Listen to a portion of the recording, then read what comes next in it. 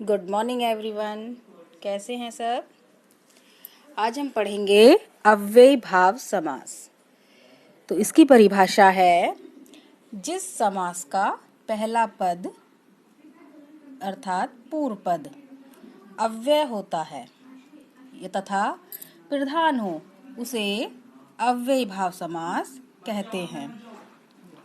उदाहरण है, देखिएगा, यथाशक्ति, तो इसका समास विग्रह होगा शक्ति के अनुसार। एक और देखते हैं हम, आजन्म, इसका समास विग्रह होगा जन्म से लेकर। आगे देखिएगा, पूर्व पद, जो अव्ययी भाव समास होता है, इसका जो पूर्व पद होता है वो अव्यय होता है। तो प्रति उत्तर पद है दिन, तो समस्त पद क्या हो गया? प्रतिदिन। तो उसका समास विग्रह होगा प्रत्येक दिन या हर दिन। इसी तरह से अनु यानी पीछे, रूप, तो इसका समस्त पद हो गया है अनुरूप, विग्रह होगा रूप के योग्य। इसी तरह से देखेंगे हम आगे, भर, हमारा पूर्व पद है भर और ये है उत्तर पद पेट, तो समस्त पद क्या हो जाएगा? भर पेट, और इसका विग्रह होगा पेट भर के। बच्चों, एक बात बतानी है मुझे, जो अव्यय होते हैं वो उनमें परिवर्तन नहीं होता, लिंग वचन के अनुसार इनमें कभी भी परिवर्तन नहीं होता। ये जो जैसे जूं के तू ही प्रयोग किए जाते हैं। देखिएगा आगे, प्रति कूल, तो समस्त पद हो गया प्रतिकूल, और इसका विग्रह हो गया इच्छा के विरुद्ध। आगे देखेंगे हम, यथा संभव, तो इसका समस्त विग्रह पद हो गया यथा संभव, इसका विग्रह होगा या इसका अर्थ होगा जैसा संभव हो।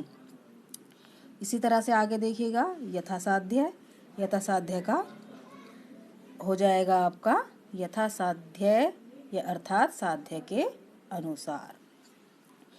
आसमुद्र, तो समस्त पद हो गया आसमुद्र, और समास विग्रह हो गया इसका समुद्र पर्यंत। इसी तरह से आगे बढ़ेंगे हम, प्रतिपल, समस्त पद प्रतिपल, और विग्रह हो गया हर पल।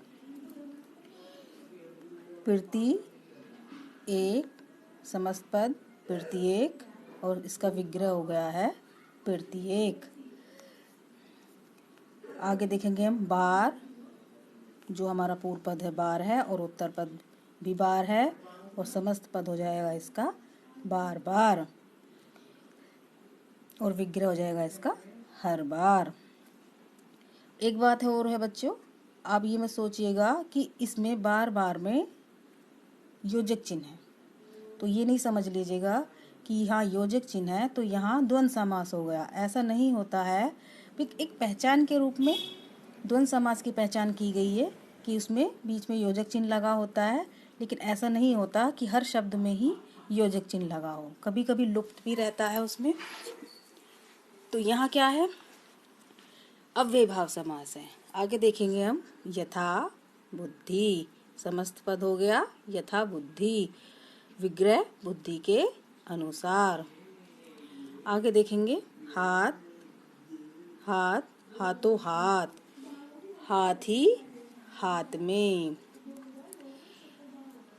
आगे उपगंगा, अर्थात गंगा के समीप। उपकूल का हो जाता है विग्रह किनारे के समीप या तट के समीप।